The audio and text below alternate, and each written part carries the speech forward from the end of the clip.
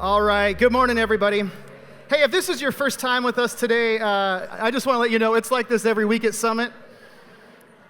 Right? Is that right? Like those of you here regularly, it's always kind of fun, right? So if this is your first time, we're glad you're here. If this is your first time, I also want to mention this. Our ushers are going to come take our offering this morning, and we don't want you to give. If you're here for the first time, honestly and very sincerely, we're just glad you're here. We really believe that giving at Summit is something that's a part of the responsibility of those who attend consistently and are a part of what we're doing. So, and for those of you that are, I want to thank you because there's a lot of great stuff happening around Summit thanks to you. So keep it up, and we appreciate it, and God's certainly using your sacrificial giving to make a difference. We can have a lot of fun with this whole sports thing. If somebody's going to win, somebody's going to lose today, and we can walk through that. I think we've all been down this road before, right, where your team loses. I'm a Coug fan, so like I said a couple of weeks ago, I love the Seahawks too, so this is a great year for me because it's like a reward for all the losing football games I've watched. I think it's always funny that when we lose, when your team loses, it's always comical, like what happens when people's teams lose. Some of you gals, you're married to a guy who will be in a bad mood for like a week. I still am not wearing any of my Coug gear because I'm still mad about their last loss. Like, sometimes, we get mad, we'll yell at the screen, we jump around, we throw ridiculous fits, we get angry, we say if we were on the field, we would be, dead, is really what the answer really is, right? Like, we think we can somehow be better than Pete Carroll at coaching, but you win some and you lose some, and in sports, it's interesting because you can get over that. Like, you lose some, and then it's like, well, the next breath, really, you're kind of getting over it. It really doesn't last that long. It's really not that big of a deal, and yeah, there might be some antics, and there might be some shouting and some frustration, but at the end of the day, it's just sports, and there'll be another game next week, and that's the reality of it.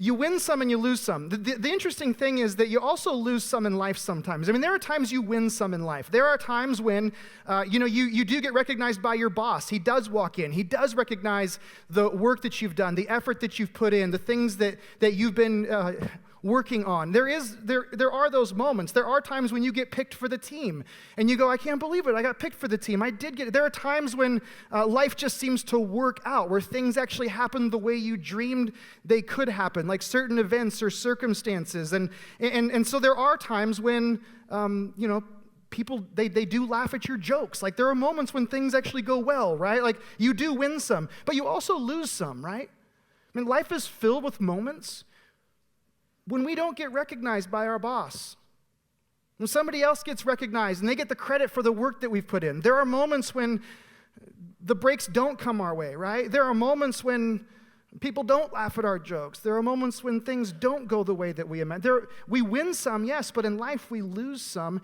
And I think the challenge in life is so different than the challenge in watching a football game on TV. The challenge in life is it's not as easy to get over. You don't shout at the screen, eat some more nachos, and show up the next day and hope everything's good. That doesn't happen in life, right? Like, in life, things go south, and it's so much more difficult to get through. When things don't happen, it erodes our emotions, it starts impacting our relationships, it starts affecting our work ethic, our study habits, all these things. When life starts to throw us curveballs, when we start to lose in life, eventually what happens is it starts to erode us. And it's far more challenging to walk through those kinds of losses than a sports loss. You win some and you lose some in life. And when you lose some in life, it's pretty difficult. The question is, what do you do in those times? Some people crumble. Some people absolutely crumble in those times. Like when all of a sudden you've gone from winning to losing, life just seems to fall apart, right? Like things just seem to fall apart. The pressure's too great. The stress is too powerful. Some people, and maybe you don't crumble, but some people, maybe you compromise. Like some men, some women, some students, some kids, we compromise. Like we have these ideas of like, hey, you know what? When I get in a tough situation, or when life throws me a curveball, or when all of a sudden I'm facing something difficult, I know what I'm going to do. We could fill in the blank on the test. The problem is when the circumstance comes our way and all of a sudden we're in the middle of that moment where life isn't working the way we expected, we compromise. We compromise our morals. We compromise our integrity. We compromise things that we believe. And so some people just crumble and cave. Some people compromise. Other people just hide, right? There are some people that when life throws you those kinds of moments, they just disappear into their work. They drown themselves in their sorrows. They pursue whatever thing they can just to try to forget about life because they can't get through it. The problem with that is that nobody needs to live that way. That's never God's plan for anyone, is to live your life crumbling or compromising. God's plan is never for us to live our life hiding and trying to forget about life. Like, He wants you to live present in life. And so what do you do in those times? What do you do when life dishes you things that are difficult to walk through? What's fascinating for me is that there are people that somehow have the ability to get through circumstances, to get through the losses, and come out on the other side in a way that you never imagined. Some of those losses are sometimes physical, sometimes they're emotional, sometimes it's just situations. But they have the ability to navigate challenges, and no matter how complex those challenges, they seem to see it through. They lose some, and they lose some more, and yet somehow they continue to press through those circumstances.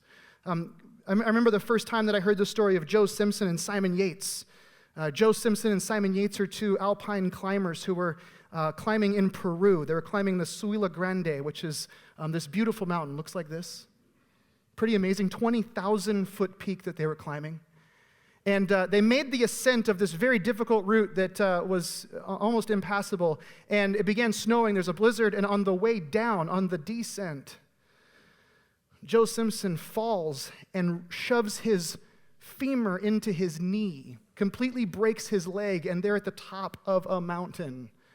They decide to tie a rope to one another. They'd actually tie two ropes together, and they start lowering his companion. Simon starts lowering him down the mountain, one length of rope at a time, and then he would catch up with them, and then they would lower again down the mountain. Well, at one point in this process of working down the mountain, he lowers him off the side of a cliff. It's snowing, they're sliding, he's holding him, and they're stuck there for hours. Now, he doesn't fully understand what's happening. He doesn't know why he's not tugging to say, it's okay to come. All he knows is the tension is still there, and after hours of sitting at these unbelievable heights, eventually, Joe Simpson's climbing partner takes out his knife and realizes that the only thing he can do is cut him loose. He cuts the rope, and the rope disappears into the darkness. He builds a cave, sleeps in it overnight, wakes up in the morning, and discovers that he cut the rope and dropped Joe Simpson off of a 150-foot cliff and into a crevasse. He makes an assumption that all of us would make. He's got to be dead, right? And so he returns to his camp, and he's mourning the loss of a friend. He's dealing with this tragedy that he's been through. And little does he know that at the bottom of this crevasse, Joe Simpson wakes up, broken leg, bottom of a crevasse. I don't even want to think about what that's like. And he decides, I'm never going to be able to climb out of this, but I might be able to climb down it. And so hoping that there is an exit someplace down the mountain, he begins crawling through this cave of ice. After 3 days of hopping, crawling, scraping, he comes down this mountain. He's delirious, he hasn't eaten, he has a broken leg. He wanders into the camp where his climbing partner is getting ready to leave to go back to civilization, and to his amazement, sees him alive. Most of us probably will never have to endure something like that, right? Like, most of us will never have to press through something that dramatic. Most of us are, with the exception of maybe a few of you, I know there's a few of you that this could possibly happen to. You go to Peru, get a broken leg, and spend 3 days crawling out of a crevasse. That happens. But what if the crevasse is a new boss that you didn't choose, who for some reason just doesn't like you? What do you do in those times? Or it's a spouse through a series of circumstances has grown distant and cold towards you. What if that's the crevasse? What do you do then? What do you do when the fire's gone? What if the crevasse is a checking account that no matter how hard you work or how hard you save, it seems like you're hit with these moments that you never expect, and so the bills are always coming and the money's never increasing? What if that's the crevasse? What do you do when there's an illness that doesn't go away, and that's the crevasse? You're just stuck in the middle of this, and you're thinking, how could this be me? This isn't my story. What do you do in those moments? Or a friend who might be the best of friends who becomes an enemy. What do you do when friends turn their back on you? What happens when you lose relationship? What do you do when it seems like no matter what you do, no matter how hard you work to do the right thing, you just seem to lose? What do you do in those times? How do you press through? Today, the story of David takes a turn, and we're not looking at the story of David so that we can just identify with his story and say, yeah, that happens. These things happen. Sometimes we lose some. We're looking at the story of David because the story of David can actually allow our story to be transformed. There's a way that David responds to the circumstances in his life that look like losing, that if we understand what he's doing, actually transforms those circumstances in our life. So it's incredibly critical that we understand what's happening. I want to just catch you up on this. If you haven't been here the past couple of weeks, the past 2 weeks we were looking at the story of David and Goliath.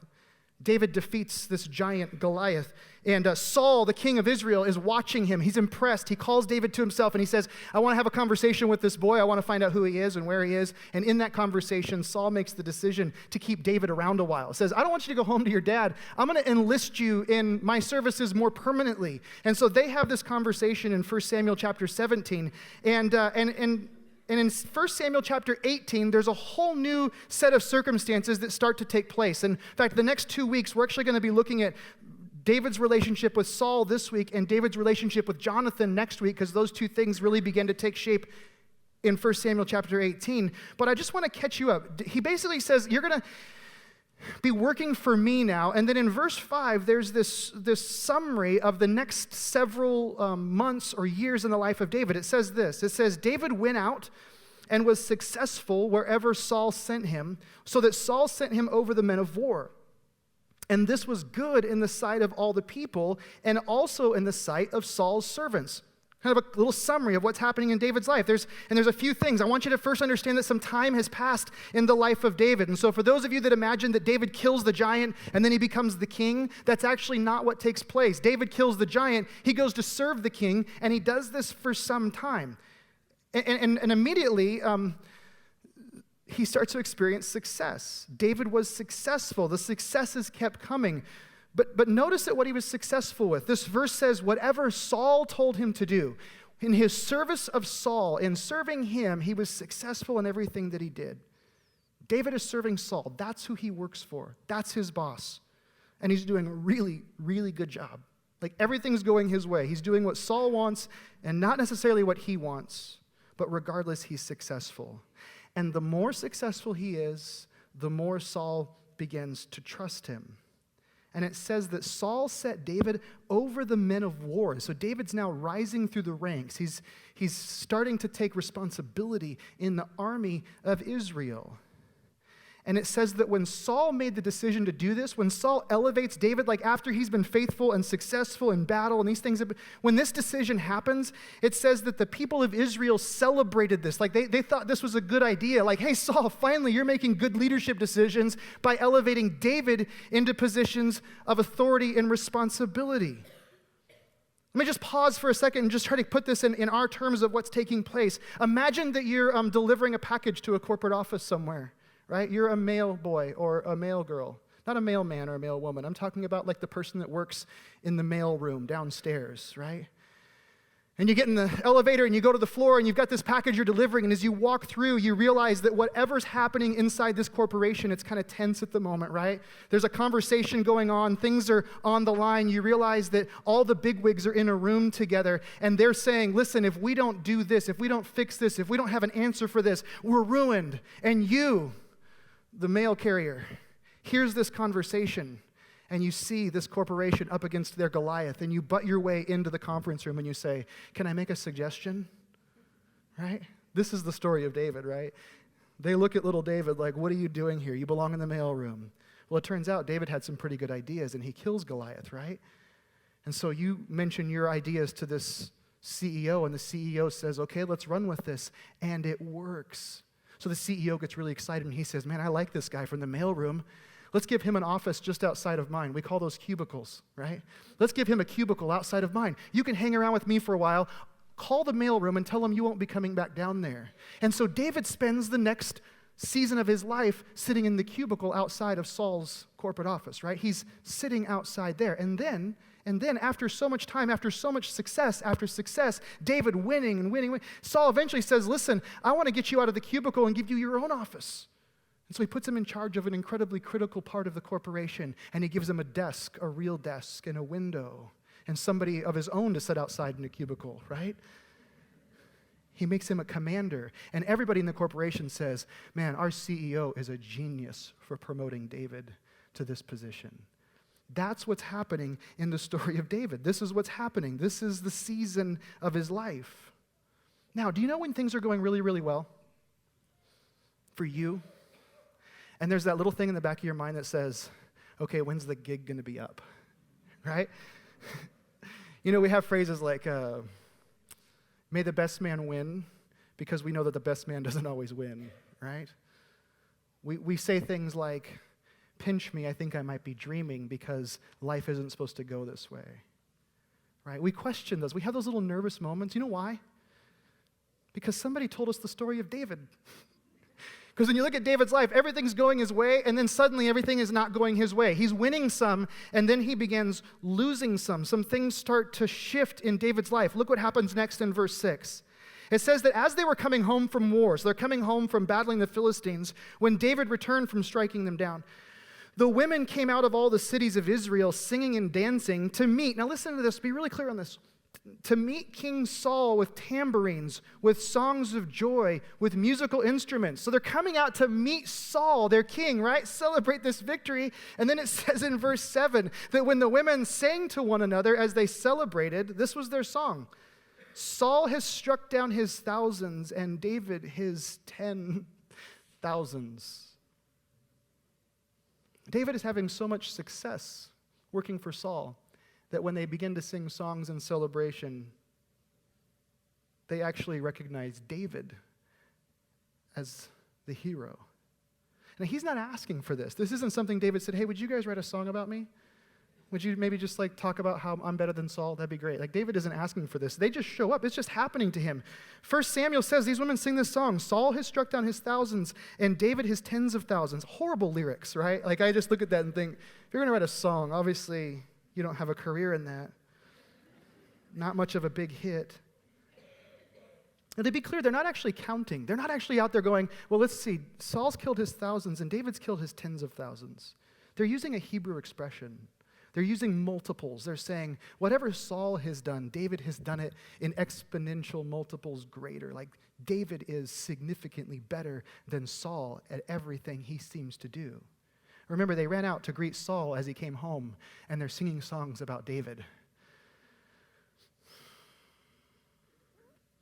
Listen to what happens. Verse 8.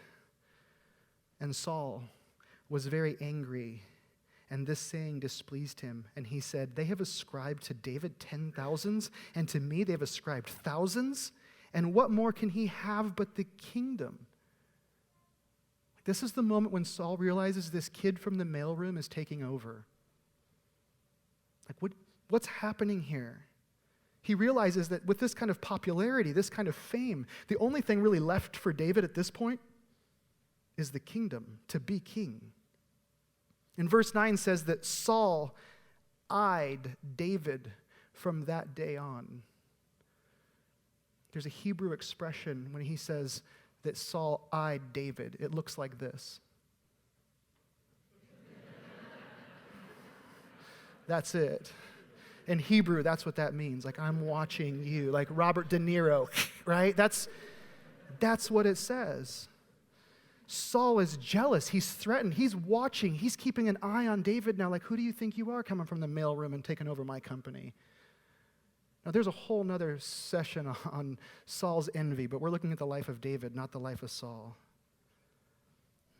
But it's interesting because as you read on, David is playing the harp for Saul, which is just unbelievable that David is slaying giants and fighting in wars, and then he's coming back and hanging out with Saul playing the guitar.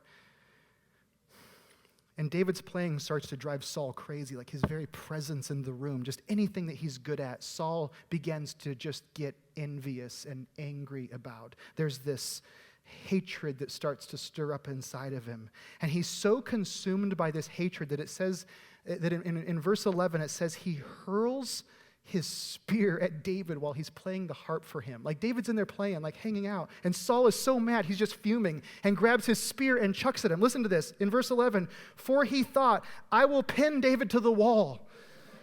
No longer a musician, now a piece of art for everybody to see. You guys remember David, don't you?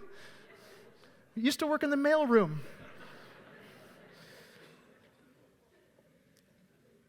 What's fascinating, though, David escapes, and this is what's interesting. I mean, by the way, you think your boss is bad, right? David escapes, but it's what gets said next that's so telling about Saul. It says in verse 12 that Saul was afraid of David. Listen to this. He's afraid of David because the Lord was with him, but had departed from Saul. Saul is afraid of David. Do you understand what's going on here? Like, David is doing everything he's supposed to do. David's responding correctly. He's got integrity. He has character. He's working hard for someone else. He's not asking for the women to sing songs about him. This is just happening, right? And Saul is afraid, not because David's bigger than him or stronger than him. It's not because David had it out for Saul. It's none of those things. Saul's afraid of David because the Lord is with him. The Lord, that's it. The Lord is with him. Like David is he's just doing what he's supposed to do. David's just being who David's always been. And Saul hates this. It's ironic because it's Saul that David is serving. All of the success is him fighting for him, playing for him, living for him. He does nothing that says Saul should be afraid of David. There's nothing in David's behavior or character that justifies this, and yet it says that Saul was afraid of David. And here's what we see in this. This is going to come back in a few minutes. But what we see is that you can do everything right. You can say everything right. You can work hard, you can show up, you can do everything right. And some of you know this to be true because you've experienced this. You can do everything you thought you were supposed to do. You can check every box, you can cross every T, dot every I. You can do everything in your power to do everything right, and you still can find yourself losing. You can still find people disappointed. You can still find people critical. You can still find people who just for some reason don't like you. David does everything right, and it should say, and Saul absolutely loved David because of this. And instead, he despises him, and he plots against him. As you read on in this story, and I'm going to summarize for time's sake, as you read on, you get an increasing sense of who David is. Saul throws his spear. David keeps on serving him. It's this ironic thing. Like, he gets mad, and it's like David forgives him. It's okay. Like, I understand. Like, kings get angry and throw their spears at people every now and then. What's fascinating is that Saul actually puts him in charge of more soldiers and sends him away as a military commander, basically thinking, you know what, I'm not going to have to see him anymore if he's not in my court. Maybe I'll get over this thing.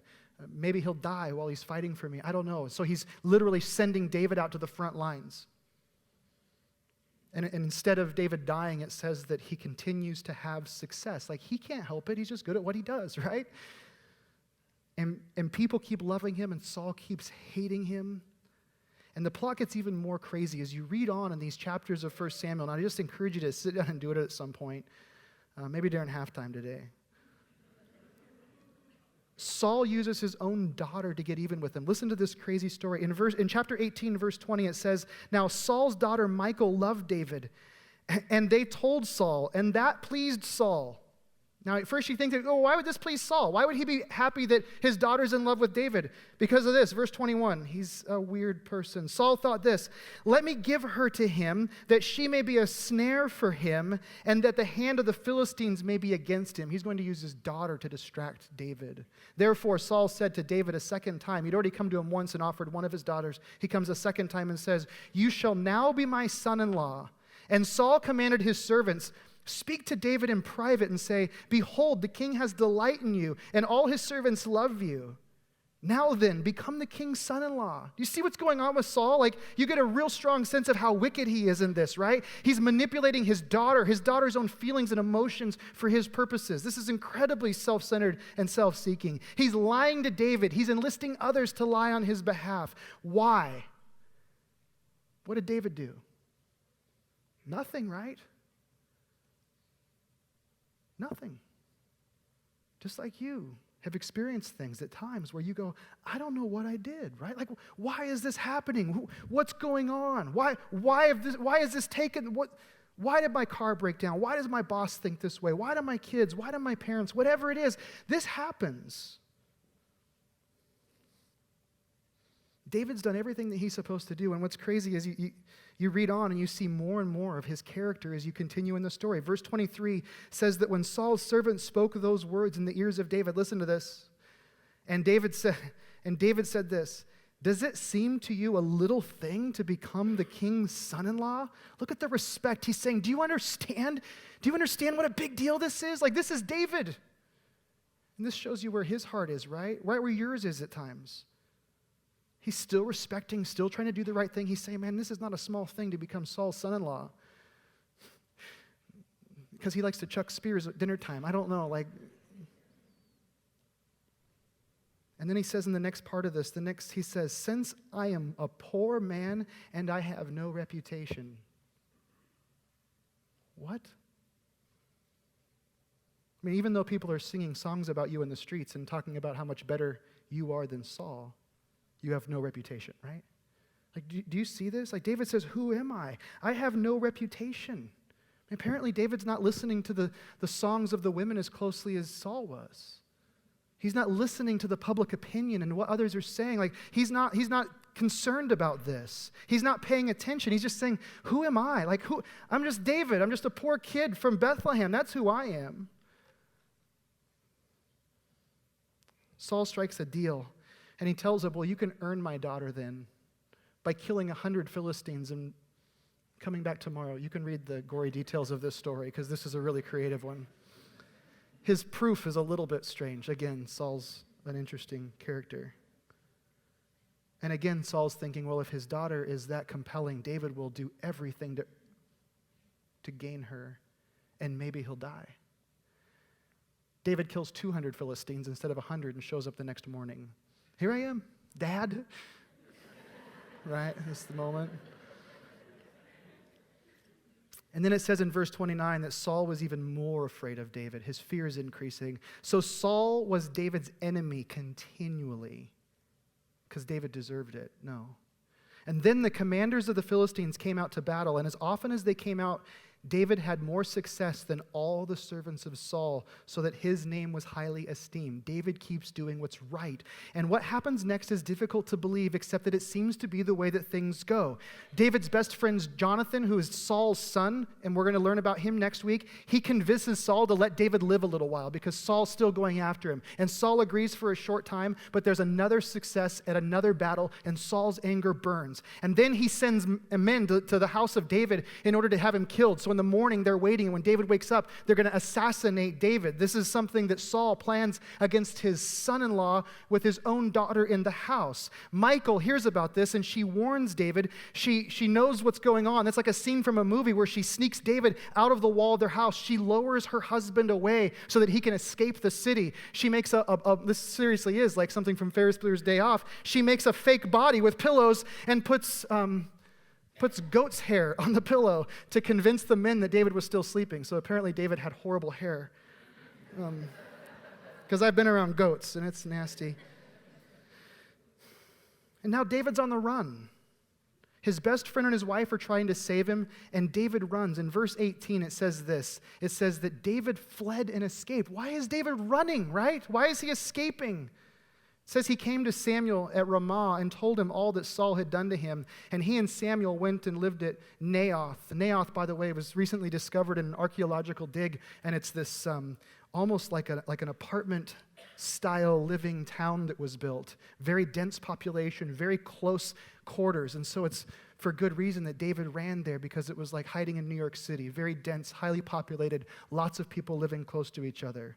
They run to Naioth, and it was told to Saul, behold, David is at Naioth in Ramah. And Saul sends men. And the beginning of this season is upon David, in which he will run and lose everything he has for doing everything he was supposed to do. He's separated from friends and family, including his wife. He's in fear for his life. He's running from Saul, and none of this makes sense. None of it. He looks at his, I'm sure that there are moments when David, in fact, you see in the Psalms, these moments when David looks and it's like, why? Like, why me, God? Like, what is going on? Like, why me? And we ask that, don't we? I mean, that's why this story is so powerful. Not just because we identify with it, because we do, but there's something in this, because David navigates this. We certainly have our why God moments, but then there's more to this, where David seems to walk through this differently. What do you do when you can't control the circumstances? See, we all have these wins, and then we all have these losses. One of the things that I love about when you read the Bible, when you actually read the Bible, is you find this solidarity with someone like David. This is not an irrelevant book. This is powerful. This isn't some detached story. This is our story. It's like when you read this, it's like David, you can almost hear him saying to you, like right now, whatever situation you're in, it's like you can see David going, listen, I know how you feel. I know how it feels to have people against you when you don't think there's a good reason for it to happen. We can look at all the things that David did. In fact, there's a lot of really cool stuff in all the details of this story. But there's one thing that David did, and it's interesting because Russell Wilson said it in the video earlier. How did David navigate this? David played for an audience of one. David played for an audience of one. Notice when David played the harp, he wasn't playing because Saul liked it necessarily. David played because that was what God told him to do. It was the next step. It was his assignment. And in the story, he just keeps going back. And when it was time for battle, he wasn't going to battle to earn Saul's approval. It wasn't because he was trying to please them. When he showed up at the battlefield to fight Goliath, it wasn't because David was doing that for anyone else. David was doing that for the Lord. It was always for the Lord. David never allowed Saul's opinion of him, his negative opinion of him, to override God's opinion of him. Do you understand that? Like Saul is pursuing his demise, and yet David never lets that override what he's called to do. David continues being David. He doesn't compromise. He doesn't collapse, right? He doesn't hide, well, just for a little time, but we'll see what he does out of that. He doesn't allow the opinion of another person to define who he is. And what's interesting about that, it's not just the negative, it's the positive. People are singing songs about him. And he goes, I have no reputation. Who am I?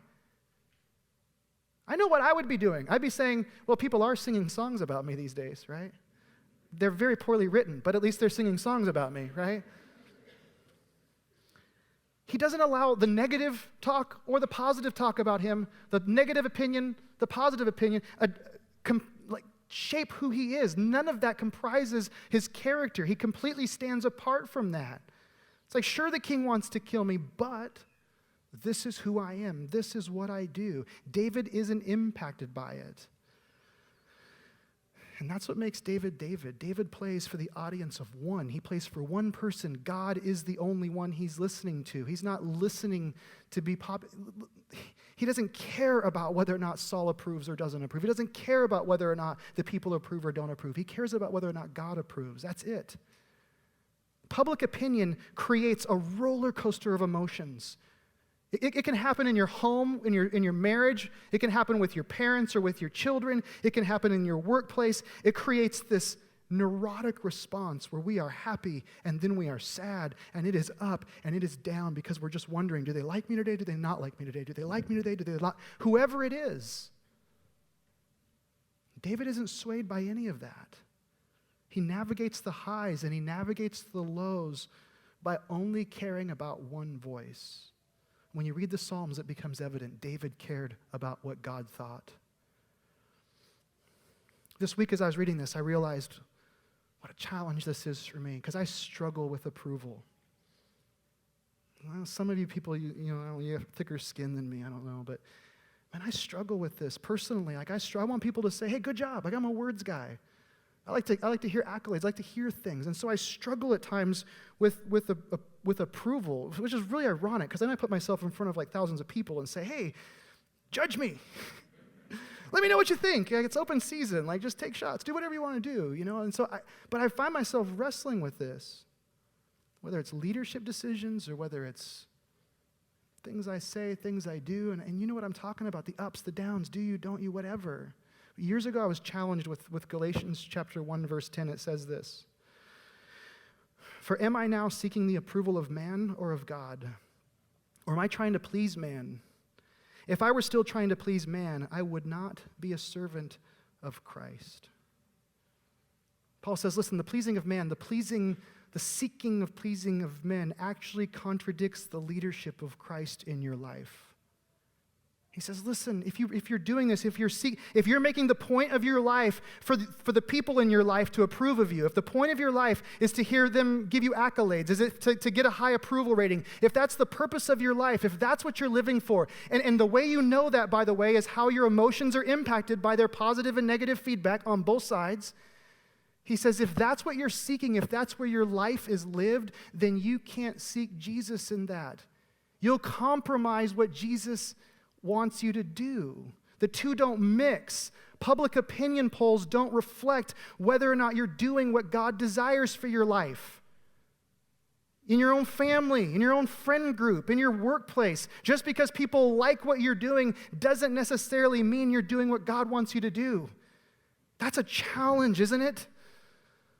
Because we like to think, well, if people like me, then man, I must be doing what God wants. If I'm winning, things must be going my way because I'm doing what God wants me to do. And Paul says, no, the two actually can go against each other. I think there's some assumption in this. Some of us go, well, yeah, you're right, absolutely. We should never care what the world thinks of us. Remember that Paul in Galatians is talking to people inside the community of faith. And he's discussing whether or not we seek the approval of others even within this room. And saying it doesn't always reflect what Jesus wants for you. He says, listen, you can get stuff done. You can look good. You can get the attaboys, the pat on the backs. You can do all those things. In fact, I know for me personally, I can make religious people really, really happy. Start by taking off the Broncos jersey and put a suit and tie on, right? But I know that, right? But that doesn't mean I'm doing what Jesus wants me to do. I know that there are implications on this, like with our elders and our staff around this church. We have to remind ourselves all the time, we're not seeking the approval of men. Just because people come doesn't mean we're doing what Jesus wants us to do. Jesus leads us as a church. We have to keep coming back as elders and staff, and we say, is this what God wants? Is this what Jesus wants for us? And there are times we make decisions and do things, and people go, I don't like that decision. Well, that's okay. Because Paul actually says that we're not worried about that. We're worried about Jesus' opinion.